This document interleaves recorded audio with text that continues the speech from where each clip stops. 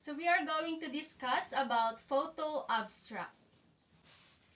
Abstract photography is a method of expressing ideas and emotions with photograph image elements without the intention of creating a traditional or realistic image, by avoiding and going beyond the usual representations of an object, scene, or any particular element.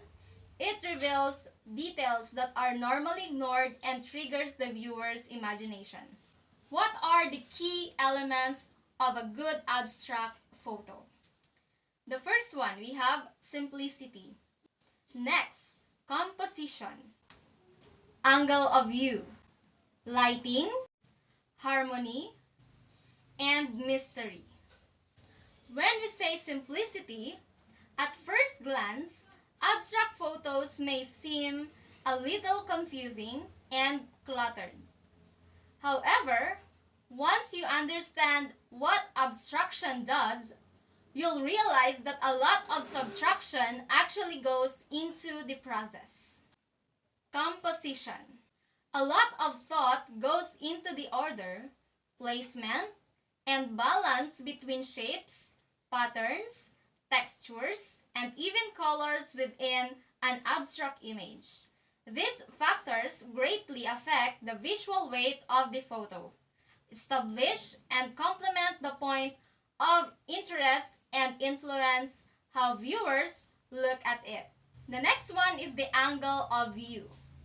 When we say angle of view, like composition, the angle of view determines how the subject will be represented in an abstract image. Choosing the right angle of view involves looking for the best vantage point that will complement your subject and keep distractions out of the frame. Next is the lighting. When we say lighting lighting is a major element in virtually any photography style. Depending on how it is used, it can emphasize, dramatize, or give prominence to subject forms. Details are areas with an image.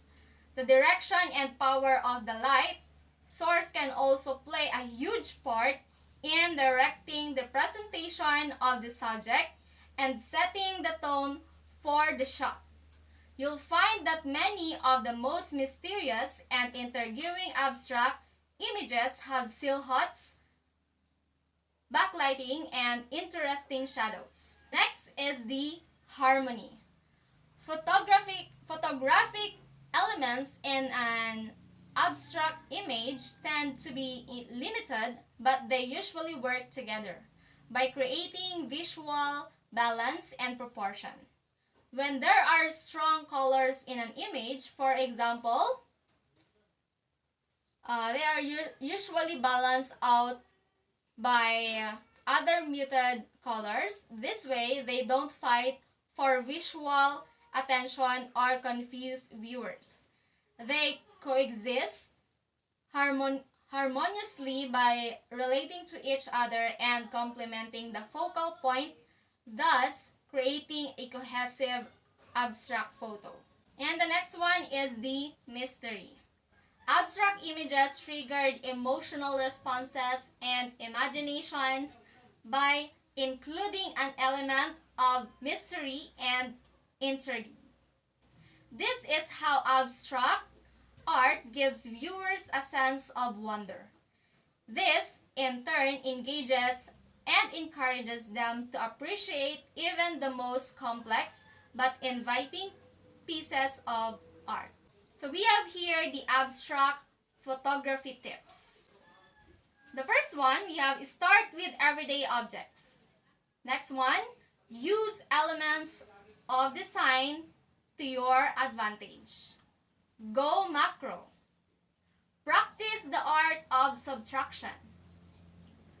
Capture motion. Shoot through objects. Capture your lighting.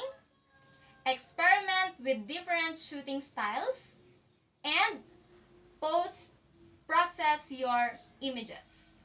When we say start with everyday objects, abstract photography involves a lot of looking at things in a different way. It can help you if you start with things that you already have at home to practice. Once you get used to seeing mundane, everyday things beyond their usual framework, you'll be able to think and see things abstractly wherever you are. Use elements of design to your advantage. The composition of different photographic elements, line, shape, form, texture, pattern, and color can influence your viewers to appreciate and look at your photos in many different ways. Lines and curves, for example, add interest by leading your viewers' eyes across an image, perhaps towards the focal point in the shot. Patterns and textures are always interesting to look at.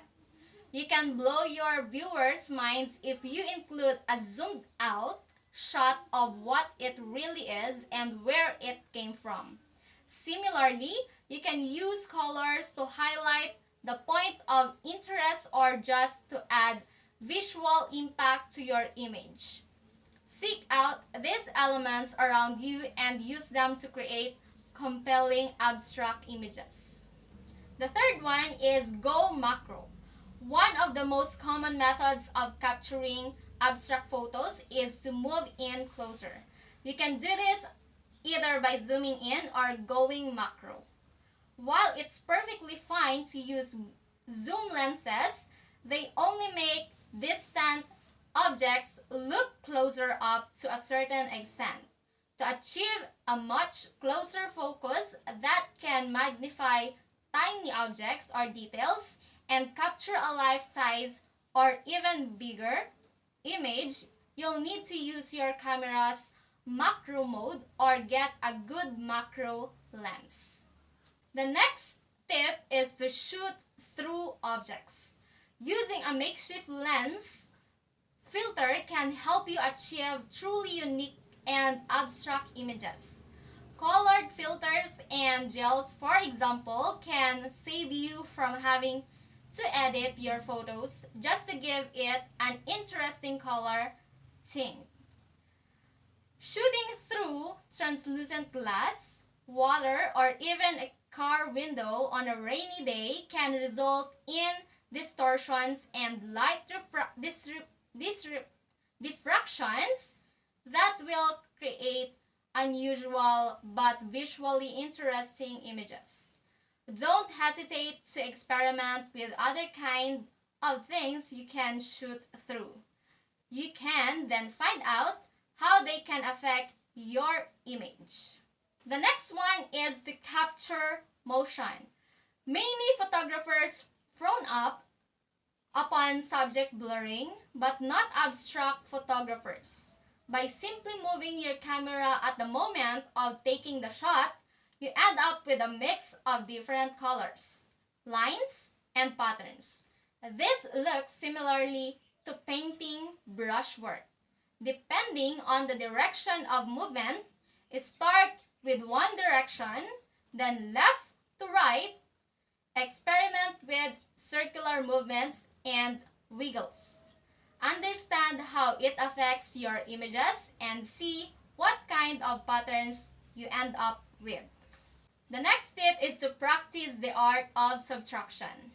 To keep your images simple, you need to get used to literally removing or keeping elements out of the frame. You may need to experiment and think about which ones you will remove, but it's equally important that you remember why you're doing it. Sometimes, simply taking out a second object from the equation can make your viewers focus and contemplate the remaining object. Thus, you're adding more mystery to your photo. The next tip is to customize your lighting. Changing the direction and adjusting the power of your light source can provide different effects that yield unique images. Focus lighting on your subject. for example, can emphasize and make it to the focal point of your photo. Placing strong light sources on one side can create shadows that will accentuate textures. Even in diffuse lighting lenses, the drama but can make your viewers linger and really look at different parts of the images.